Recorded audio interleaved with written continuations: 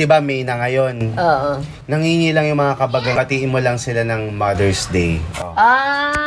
Happy Mother's Day sa lahat ng ina. Oh. At magiging ina. Maging masaya tayo dahil meron tayong mga anak, na pamilya tapos nagkaanak. Oh, 'di ba? Kaya tinawag na Happy Mother's Day nga dahil may mga anak tayo. Oo. Oh. Hindi. Para doon 'yun. Saka yung masasabi mo daw sa mga nanay na gusto nang sumuko. Bakit susuko? Hindi, syempre kumbaga nahihirapan maging nanay. Anong nahihirapang maging nanay? Kunyari, nahihirapan dahil syempre sa gastusin, sa mga binibili, sa pagpapalaki ng anak, o anong... Daanin nyo na lang sa tawa at ngiti. Parang ang pangit ko bungso dyan. Ano mo ka?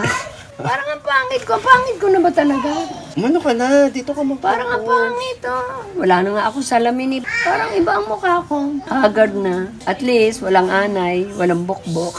Yung hirap, ay talagang dumadaan po yan sa pamilya. Lalo na kung kapos ka sa pera. Dasal-dasal lang tapos, sikap-sikap.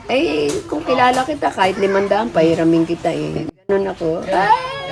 Yung message mo naman sa mga nanay na iniwan ng mga asawa nila. Impacto sila. Hindi, message mo sa kanila. Bigyan mo sila ng motivational rise. Lakasan nyo lang ang loob nyo. Sabay sikap, sabay, dasal lagi. Ang Lord nandyan lagi. Hindi kayo pababayaan nun. Basta tawagin nyo siya.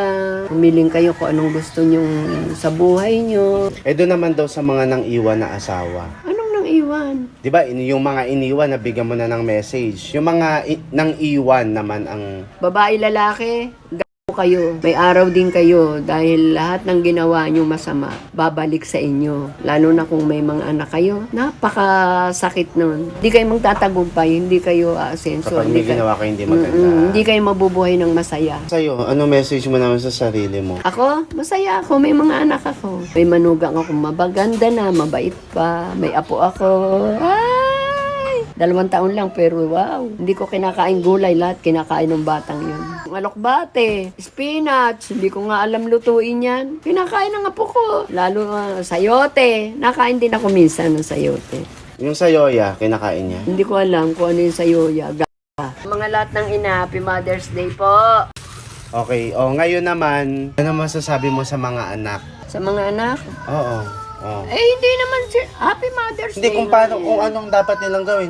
Kayong mga anak. Bigyan nyo naman ng kaunting kasiyahan ng parents nyo. Lalo na kung yung mga nahihirapan. Bigyan ng konsuelo. Kung hindi man bulaklak, pagkain. Basta sasaya. Buso, ang pangit ko talaga po.